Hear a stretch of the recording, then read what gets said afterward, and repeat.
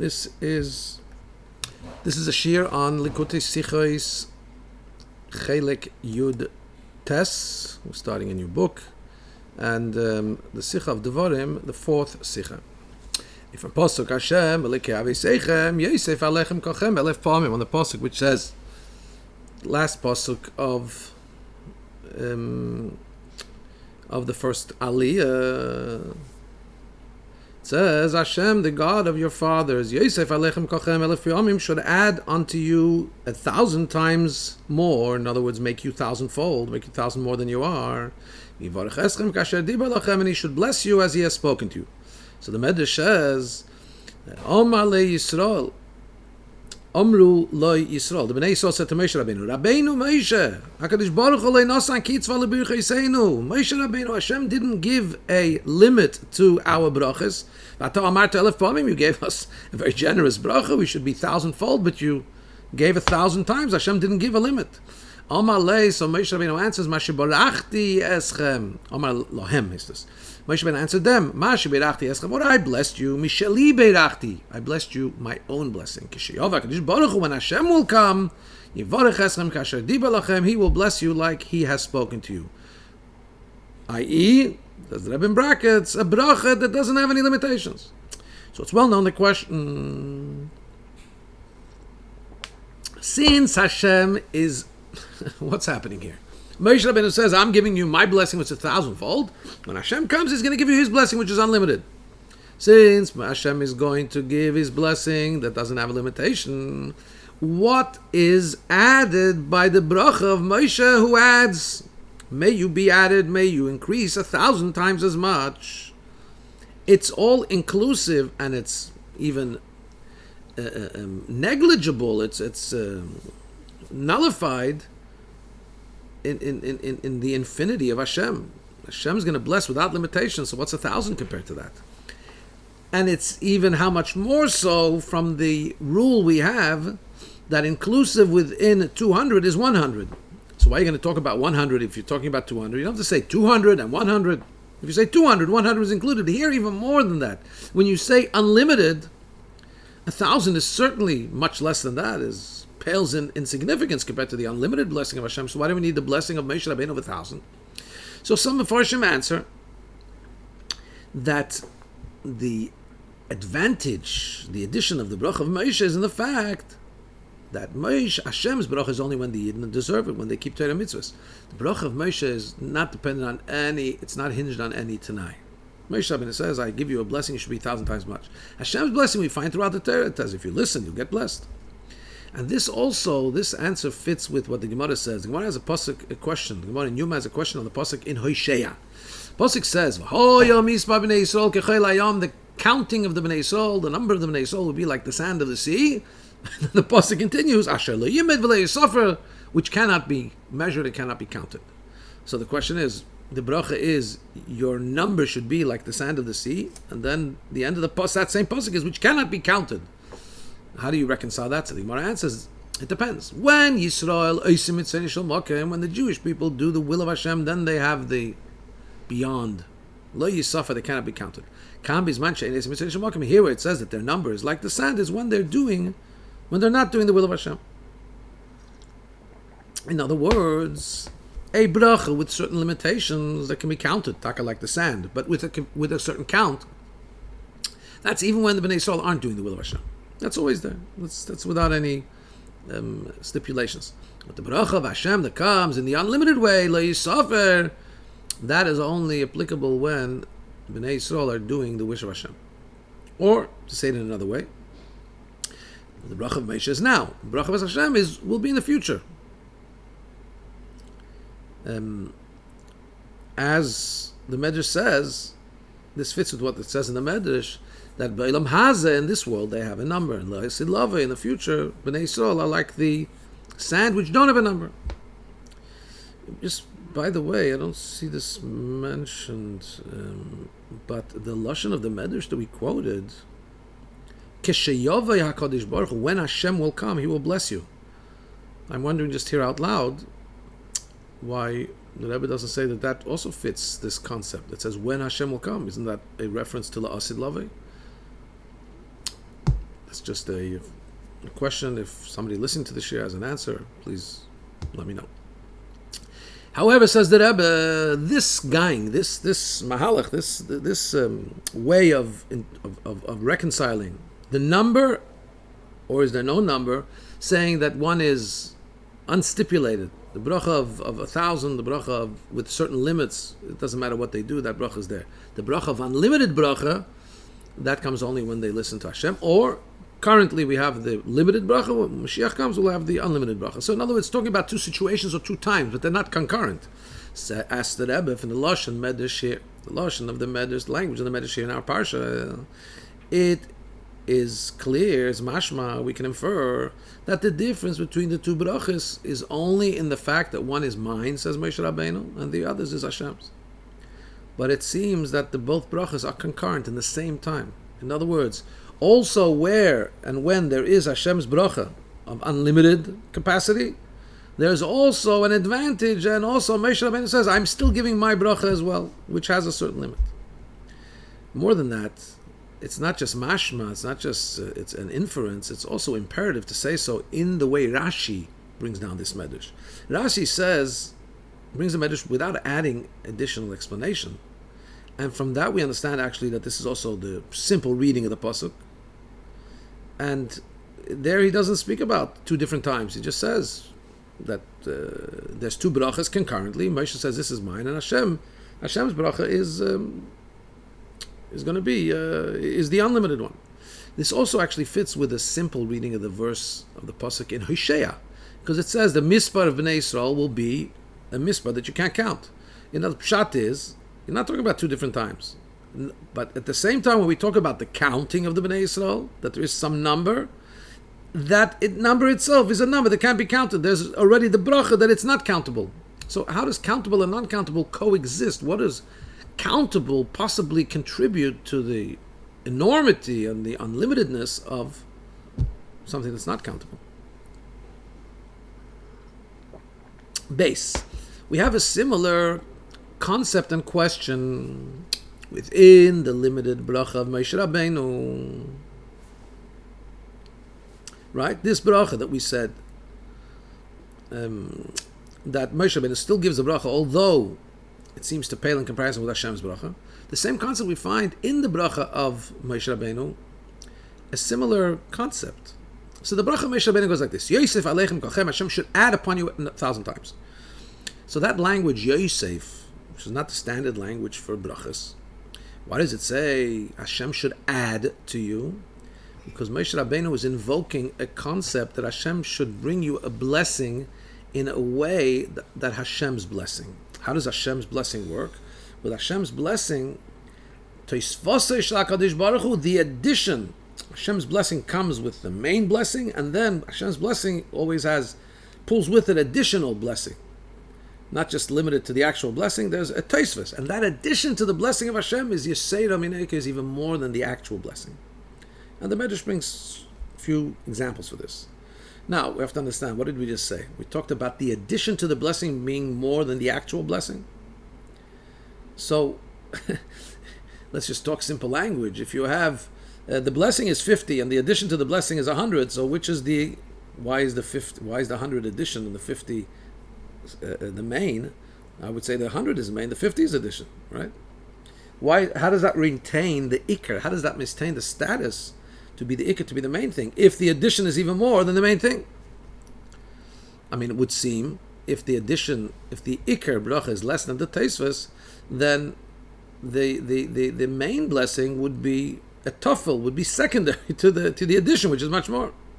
So for this itself is a proof that even though we're talking about Hashem's bracha and we say that the addition of Hashem's bracha is more than the actual substance of the bracha, but there's still, that ikar still maintains its status as ikar.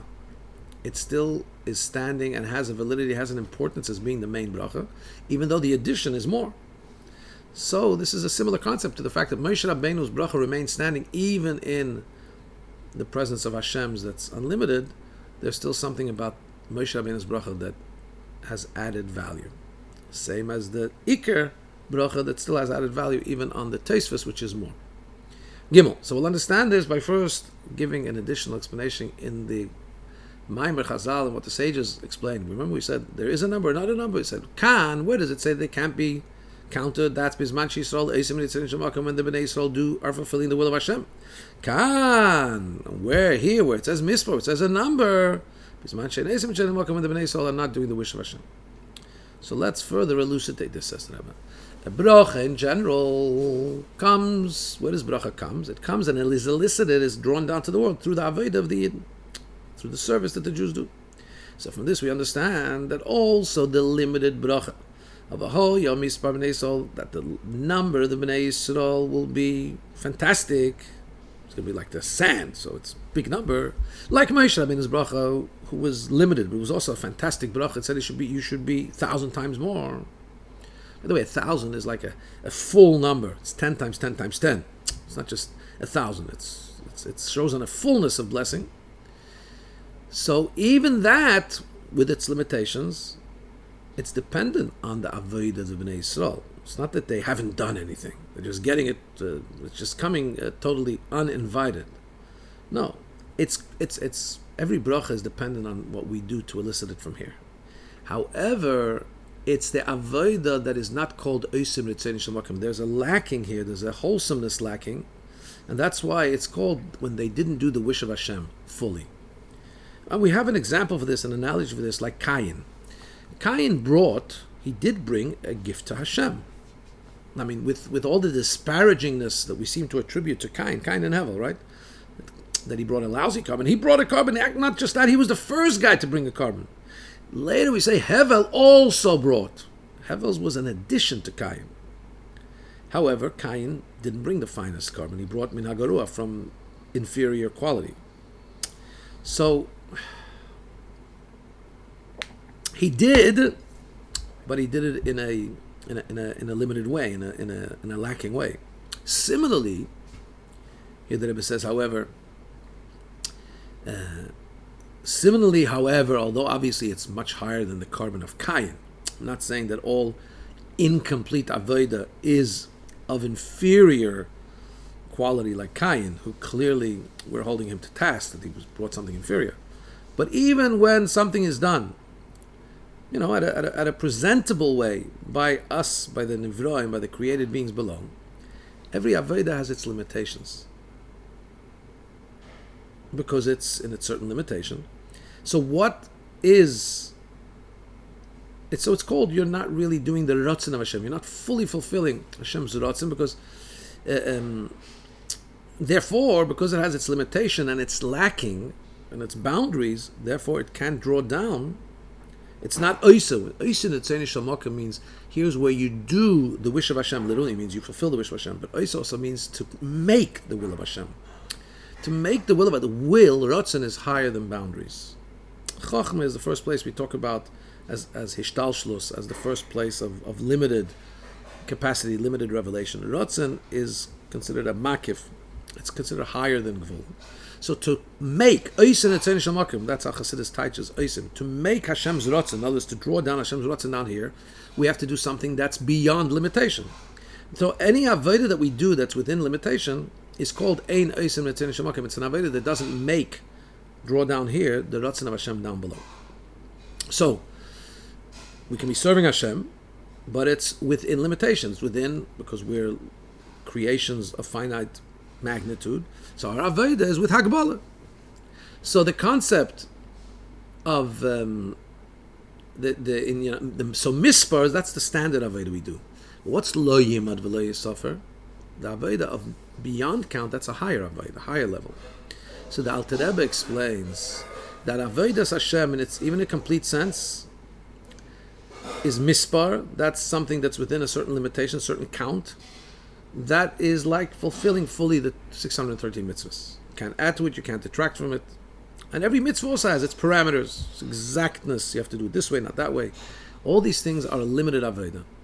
And that doesn't yet reach Ratzon of Hashem in the context of what we're saying here. That's still considered a number.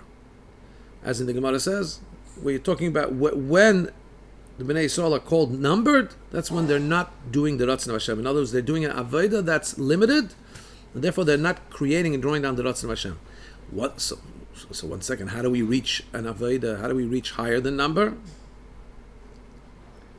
When we do Teshuvah, that is an Aveda that is higher than Ishtalshlus. That's an Aveda that is higher than the chain of Ishtalshlus and higher than limitation. Okay? So we have two Avedas. We have Aveda of Torah mitzvahs generally, and Aveda of Tshuva. You know, Tshuva is a jump. Tshuva is something that's considered higher than, well, the person based on his own behavior was doing the wrong thing. Tshuva means going out of his natural state of being and reaching higher, reaching deeper. And so therefore it also reaches a place of higher than number above. It's called Eisim Tzedek, makes the Ratzon of Hashem. Dalet. As we spoke earlier, so the Pashat, the simple meaning, V'haya Mispar, that the count of the Bnei Yisrael, which cannot be counted, is that it's not two separate things, but the count itself, the number itself, is in a way that it can't be counted. So now we'll understand also when we're talking about the Avodas Hashem, there's also this concept. We have the inyan of Mispar, counting, doing mitzvahs in the wholesome way, but still they're just the 630 mitzvahs with their definitive limitations.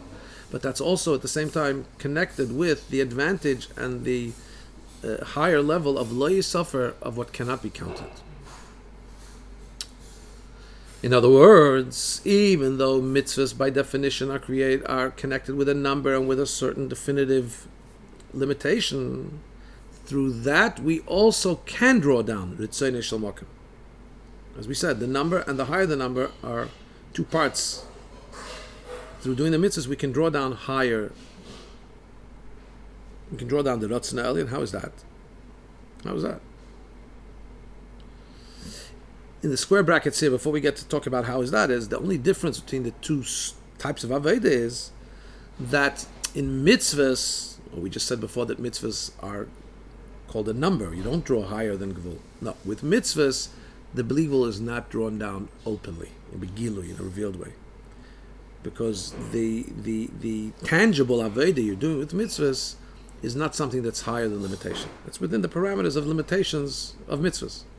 Avedas Teshuvah, which openly, the feeling of the person who's doing Teshuvah is an Aveda that's beyond his capacity. In other words, he's leaving behind his persona, because his persona was no good. He's jumping deeper and higher than himself. He feels that he's leaving, he's going out of himself. So that's why there, the Gilui, the revealed Oir that's brought down, is the Oir of Lo Yimad V'Lo Yisafar that's not counted. But really, in reality, all mitzvahs are, why the same pasuk says that the mispar, the count of the Bnei Yisrael, cannot be counted, is because even that thing that's done in a way of limitation, that counted thing, those 630 mitzvahs are also drawing down that cannot be counted. How is that?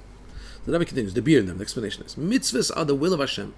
And just like Hashem is unlimited, so also his ratzon, his will, is also unlimited.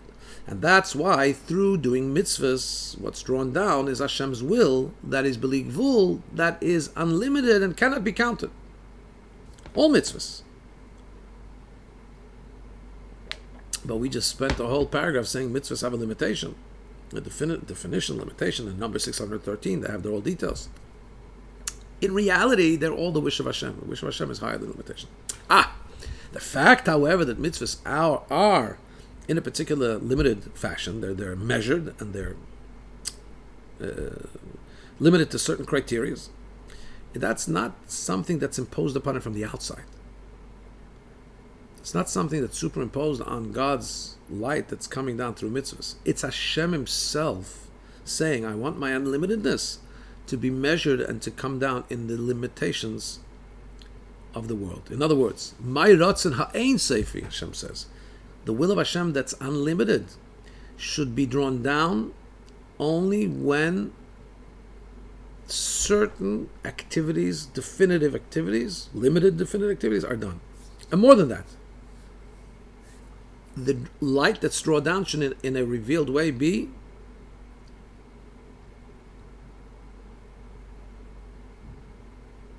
that the pu'ula, that the action that was done should be able to be a receptacle to the energy that's being drawn down. Because because otherwise it's not going to be assimilated within the world, the people in the world that are doing this thing. If it's going to come down in an unlimited way, it's just going to shatter. It's not going to be able to be absorbed. So Hashem wants it to be elicited, to His Ratz and His unlimited light to be elicited by doing definitive and limited actions, and that those actions should be a carrier for the light that comes down through their actions. Now, since this is not something superimposed from outside, it's not a limitation imposed upon Hashem, Chas v'Shalom. It's that Hashem has Himself created a self-limitation. The language of Chassidus calls it medida v'hagbala atzmitz, a self-measuring and limitation. So that's not a hagbala, that's not some kind of a limitation on Hashem. We know Hashem is unlimited, but Hashem can choose to become revealed and drawn down in a limited way. That's His choice. And on the other hand, He chooses to do this because in order that the world, He creates the world and He wants the world to be a limited, finite being. And He wants the world to be able to benefit and to be able to have Hashem's light. A limited world can't take Hashem's light in a way of unlimited way, obliquevul. It'll become shadow, become buttle, just become nullified. Hashem wants Torah mitzvahs to be part and parcel, to change the reality of the world. So that's why, since the world is created in a limited way, He creates mitzvahs to also be in a limited way so they can draw down light that should be able to impact the world, not just blow away the world. Think an energy source that if you plug in your computer to the mega energy source, it's just going to blow it away. It has to be brought down to certain wattage, to certain voltage. But because Hashem chooses to do that, it's Hashem doing that. So it's not a limitation on Hashem. Hashem can choose to limit Himself to come down in certain packets, so to speak, of energy. And that's what is meant by V'hoyo Mispar. Let's read the pasuk now. The count of the Bnei Yisrael will be uncountable. There's a count. There is a definitive and a limited count of mitzvahs, and mitzvahs have to be done in a particular way. But they themselves are in a way that they can't be counted, because deep down, they're really just an expression, a self-imposed, so to speak, camouflage on Hashem's unlimited light. Hey, we have to understand, since the tachlis of the mitzvahs is to be mamshich the Oyer Eliki, ultimately the tachlis, the purpose of the mitzvahs is to draw down godly light that doesn't have any limitation. So why did Hashem do it this way?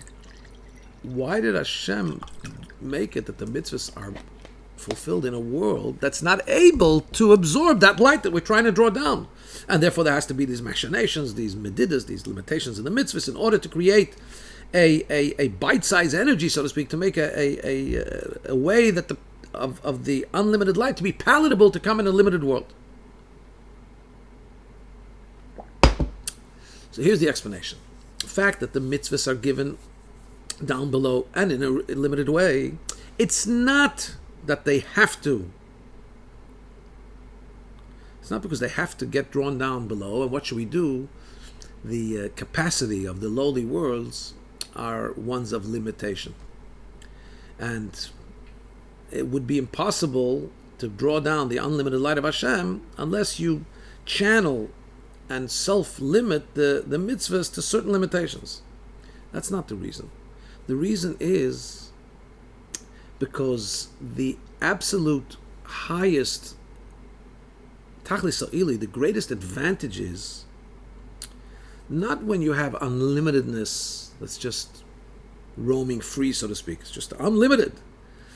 The greater achievement is when you connect the connection of limited and unlimited. When you're able to transform that what was numbered should be able to ascend and have the advantage of being unnumbered, being beyond limitation. Why? Because when you connect the limited and the unlimited, the finite and the infinite, the world and Hashem, what's being expressed here is the essence of Hashem. Because in order to connect these two things, you have to be higher than limitation and non-limitation. And that's why it can only be through Atzmos Ein Sof, through the choice of atzmos, of the essence of Hashem choosing to limit himself. Because if you come and speak about the level of revelation, Oris and Giluyim, which are unlimited, they can't coexist with limitation. They're two separate things. It's unlimited. Go speak. Let Mr. Limited go speak to Mr. Unlimited. They can't talk to each other. They speak a different language. There's no one home. Unlimited says, I can't be limited. Limited says, I'm shot away. If you shine on me in your unlimited way, I'm blown away. How could you connect the two? Only from what's higher than the two, Atzmos. And this is similar to the concept of Mokem Ha'oren Enim Min Amida. We know that, especially it's good to talk about it now in the time of the leading up to Tisha B'Av.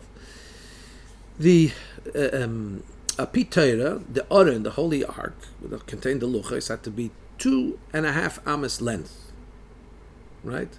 And it was positioned in the Kodesh HaKadoshim. Now we know the Kodesh HaKadoshim had to be, to take the Mishkan's dimensions, had to be 20 amas width. So if that was the case, sorry, I didn't look up the dimensions. I hope I'm getting them right. But let's just say 20 amas.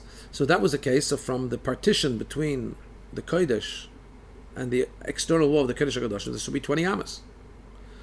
If you measure from wall to wall, you get 20 amas. However, in the middle there's an oren. If you measure, the oren is 2.5 amas. So if you measure from the wall to the oren, you should find 20 amas minus 2.5 divided by 2, right? Rather, you found 10 amas from the wall to the oren, and from the other wall to the oren 20 amas, which means the oren didn't take space. But if you measured the oren, you got 2.5. It means the oren did take space. And so the Rabbi explains that the blessing elsewhere, the Rabbi explains at great length. It would be one thing if the oren just didn't take any space. There was space that didn't take space. In other words, space was blown away. The oren just kind of is invisible. That would be okay. But it's not that. It's that the oren, if you measure it, it is firmly here. It has to be here because it's a mitzvah. You need the oren to be physical dimension. On the other hand, but you also need the space of the Kodesh HaKadoshim to be the physical dimension it needs to be. So how can it be that you're measuring from wall to wall, you get 20? If you're measuring from wall to oren and from oren to wall, you also get 20. And yet if you measure the oren, you have 2.5. It's space and non-space in coexistence. That's a much bigger miracle. To have no space, or to have only space, two separate realms, okay. But to have these two things and they're coexisting, that can only come because of the Atzmos. Can only come because Hashem is higher than them both. And that's why the bracha of Moshe is not bottle, even when Hashem benches the Yidden with a bracha that has no limitation.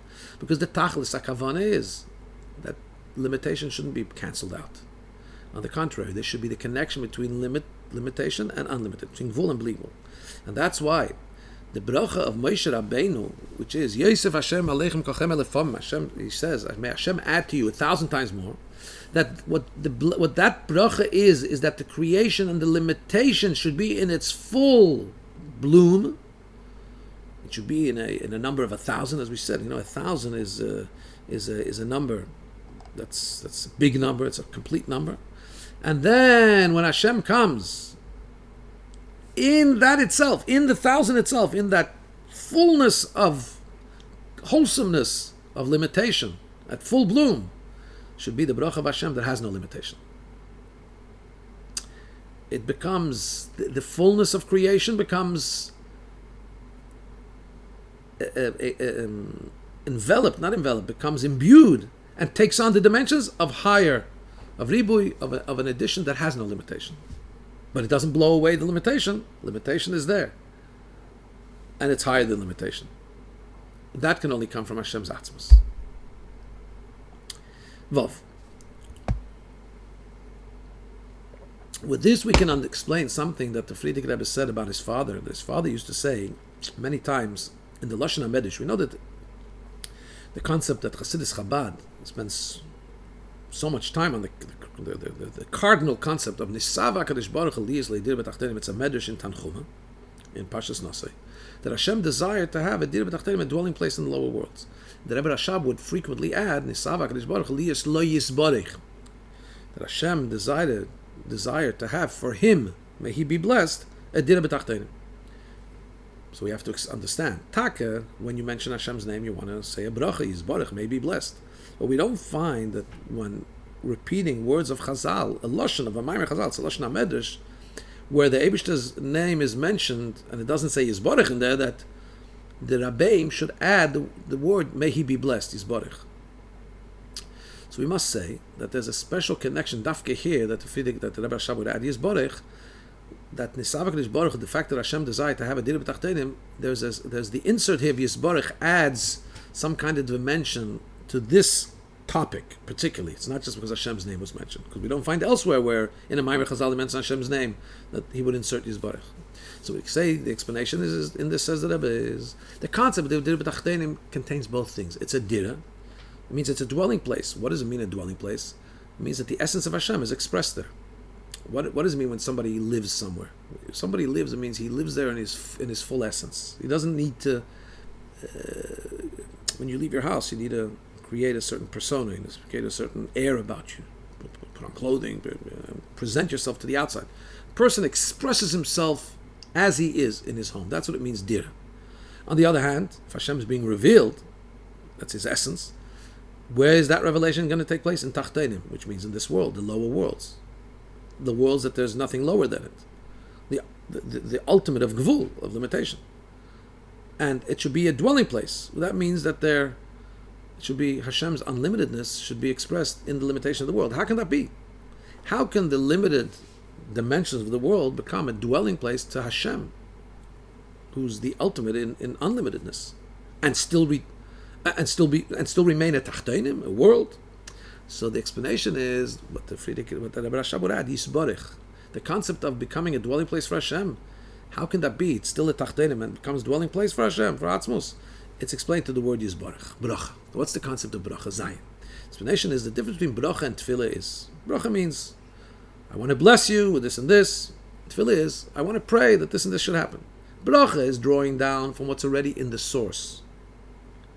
Tefillah is creating a new reality, and drawing down new light from Hashem. May it be, Hi Ratzon, we daven, may it be the will of Hashem that this and this should happen. It means it's not there in Hashem's plan, in his pipeline, drawing down a new thing. So that's only when we're talking about the bracha of a person of flesh and blood. So that's why do we go, for example, to a tzaddik? Go to a tzaddik for a bracha because tzaddik is on a high level connected to Hashem, and he sees, so to speak, in the pipeline of Hashem's plan, there is brachas, but they're not coming down, they're not flowing down. So he says, you should be blessed with this and this thing, pulling down that energy that's there, drawing it down and directing it to you. So he's on top of it, pushing it, pulling it down, pushing it down. Tefillah is where we're reaching up to Hashem and drawing down something new that wasn't. That's when it comes to human blessings. We're talking about the bracha of Hashem. Since Hashem is not connected with any limitations, he's higher than, much higher, not even of any of the source of the created being that's being blessed. So Hashem's bracha is also way higher. It doesn't need to be something in the source, already in the pipeline of the created being. Hashem's bracha is also like tefillah. It can create a new reality, higher than the sheirish and mukkah, than the source of hanivra, of the created being. In other words, the bracha of Hashem has both extremes. On the one hand, it reaches higher than the source of the created being that's being blessed, higher than ishtalshlos, and it brings it down, because bracha is from the expression of bringing down. So it brings down from above, but it brings down below. From higher than ishtalshlos becomes drawn down to the nivra, to the created being in ishtalshlos, and that's why, in other words, it has the aspect of tefillah that goes higher than the source, but it also has the aspect of bracha, brings it down here below. It's a connector. And that's the reason why the Alter Rebbe would add, that what the Rebbe Rashab would add, without Yisborich. In other words, the fact that Tachtenim can become, the lower worlds can become a dwelling place for Hashem, for the essence of Hashem, it's explained through the fact that it's Birchose, it's the blessing of Hashem. This is the Yisborich. Lasus lo Yisborich. The blessedness of Hashem brings down, drawing down from above into Seder Shtalshlos. Seder Shtalshlos remains intact. At the same time, it's Hashem's Atzmos drawing down into the world. And that's the concept of bracha. It's drawing down. That's what the Rebbe Rashab was highlighting. However, ches, we have to still understand, since the joining of gvul and bli gvul, of limitation and non-limitation, is only in the power of Hashem, which is higher than both. So is that in any way connected with the avodah, with the service of the created being? L'cha'ira, whatever we can do as created beings is an avodah migbalas, is limited. How do we have the power to draw down? How does a created being have the power to draw down something that's unlimited? So the explanation is, as we've said many times, Hashem's desire is, again, this is also because Hashem wants it so. Hashem wants it that the revelations from above should not come in a way of naham or dichsufa, of bread of shame. Something that's unearned is shameful. It's you got a free handout. Hashem doesn't want the giluyim, even the highest revelations, to come in a way that it's unearned. And that's why Hashem makes it, designs it so that all the things that are drawn down from above, even those things that are way higher than the geder, than even the whole concept of the created beings, still in all, Hashem makes it in a way that it is connected with the avodah of man. And that's why, even though that making a dwelling place for Hashem in the lower worlds, we just said it comes from above. It's like a gift that Hashem allows His essence to come down in the lower worlds, and the lower worlds retain their status. But that doesn't just come without any preparation from below. It's a gift. A gift is not like a salary that you earn. But a gift does have a concept. The Gemara says, you don't give a gift if not that ovid le'naichel enafshe. Why did the person choose to give you a gift? Because you did something nice to the person. So there's something that the recipient does to elicit the giver of the gift to give a gift. It's not earned. It's a gift. But still something was done to trigger the gift, so to speak. And therefore, the gift was given. In other words, so what does the created being do? The created being reaches the highest level it can reach. It's wholesome, it's most wholesome service of Hashem. And once the created being serves Hashem in the most wholesome and complete way, that makes it the recipient, worthy to be a recipient of something that's elicited, that's not elicited or deserved from the giver, but that Hashem chooses to give the Tachtonim. And that's also the explanation of Birchas Kohanim. What's Birchas Kohanim? If we said Bracha is so high, the Birchas Kohanim is when the Kohanim bench Hashem, bench the Yidden, they bless the Jewish people, being sent Vishlichusay as messengers of Hashem. So that's a bracha that's higher than Ishtalshlus. I mean, so why do we need the Kohanim? If it's Hashem blessing, so just send the blessing without the intermediary of the Kohanim. Why do we need the Kohanim? What's their role? If it's the Kohen's blessing, is that so powerful to be? No, we're saying it's Hashem's blessing. Ani avarchim, I'm going to bless. If it's Hashem's blessing, why the Kohanim? Why get the Kohanim involved? Just directly bless. No, the Indian is like we said before. The kavana of Hashem is that even the brachas and amshachas, the drawing downs and the blessings that are higher than limitation, than the shtalshlus, they should be elicited, they should be drawn down through the avodah of man, through tachtenim. So Hashem wants the Kohanim to be part of this drawing down of the bracha. He's going to send the bracha of higher than whatever the Kohanim can elicit. But He's giving them the power. He wants them to be the ones to draw it down, to instruct it. Tess, according to this, we can understand that even though we have the bracha of Hashem, but through the bracha of Moshe is to bolster the Nivraim, the created beings, to their absolute wholesomeness. 1,000, a number of fullness. And that therefore helps that Hashem's blessing comes in a complete way. Because Hashem's blessing, to get Hashem's blessing in shleimus, has to be in an earned way. It shouldn't be in a bread of shame. So even though it comes down as a gift, because we can't earn it, but still in all, it comes in a wholesome way, which is that we've done whatever we can to the fullest of our ability, and then we get the gift of Hashem. And this is also going back to what we asked. If Hashem's blessing, the addition is more than the ikr, so why is the addition not called the ikr? Why does the addition not take the place of the main bracha? No, because tachtenim, the ikr is tachtenim. Tachtenim, since the lower worlds, tachtenim, are the ones that are drawing down the teisvah, the additional bracha of Hashem through their avodah. Their bracha is called ikr. They're the main reason that the additional unlimitedness of Hashem is being drawn down. So taka, what's being drawn down from Hashem is the unlimitedness.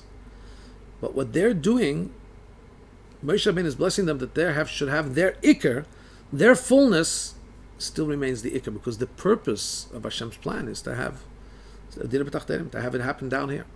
Yud. All of this is also from the Inyanim Ufloim, the wondrous things we find in Rashi, which Rashi brings the Teichen of the Sifri and the Medrash, which is the Pashta Pshat of Pirush Rashi, according to Pshuta Shemika. He brings this Medrash that there's the blessing of Moshe concurrently with the blessing of Hashem. In other words, there's a benefit of the Tachtenim together with the unlimitedness of Hashem. Let's see deeper in what Rashi is saying. Rashi says that the bracha of Hashem here is which Haftacha? Asher im Yuchalish.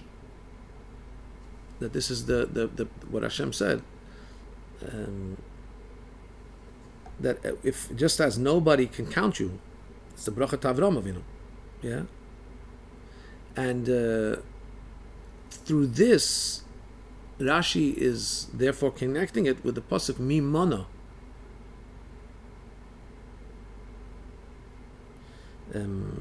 Because what does it say in Balak? Give me 1 second.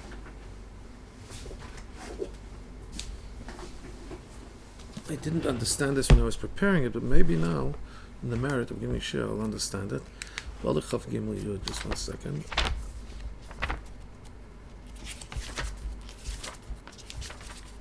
Mi mana afar Yaakov. So Bilam said, who can count the children of Yaakov? They are considered like Afar. Says Rashi,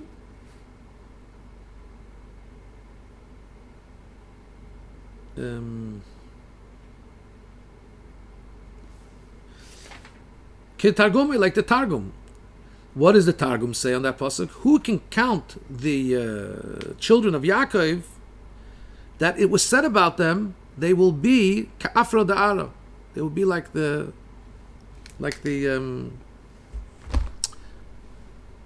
earth. About where does it say they should be like the earth? It was promised to Avram. Right? So Rashi, let's see what the Rebbe is saying here. Rashi here in this parsha, Rashi says in Devorim, 1 second. Get the Rashi. Sorry. Here's the gift I got for giving a shir that I understand a little bit here now what the Rebbe is saying, which I didn't. So let's take a quick look at the Rashi. Rashi says that Hashem should bless you, right? And the Rashi brought the Medrash, but there's a little bit of a difference from the way Rashi brings it and the way the Sifri brings it. Where does it say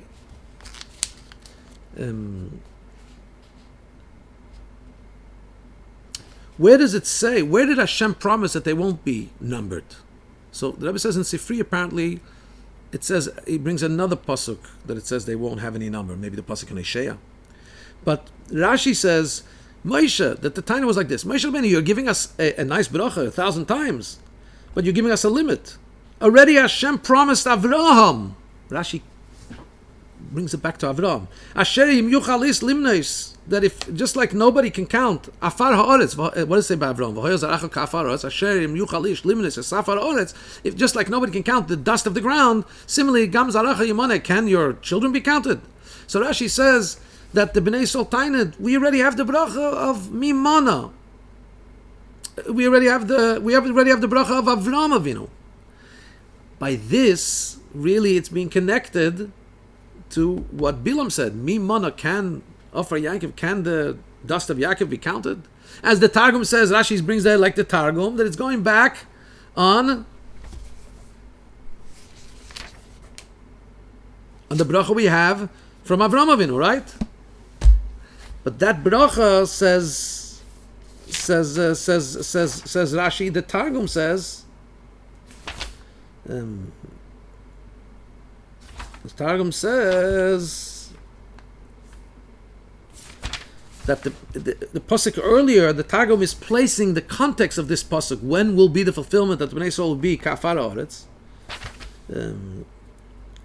This people, asidin diyachsenu almo, they in the future, when Mashiach comes, they will inherit the land, and that's when it says mimana afa Yankev. So here Rashi is already connecting this haftocha right? This Rashi is already connecting with Mashiach. That Bnei Yisrael said, we have a blessing that's supposed to be unlimited. That's really going to be fulfilled when Mashiach comes. Thank you very much.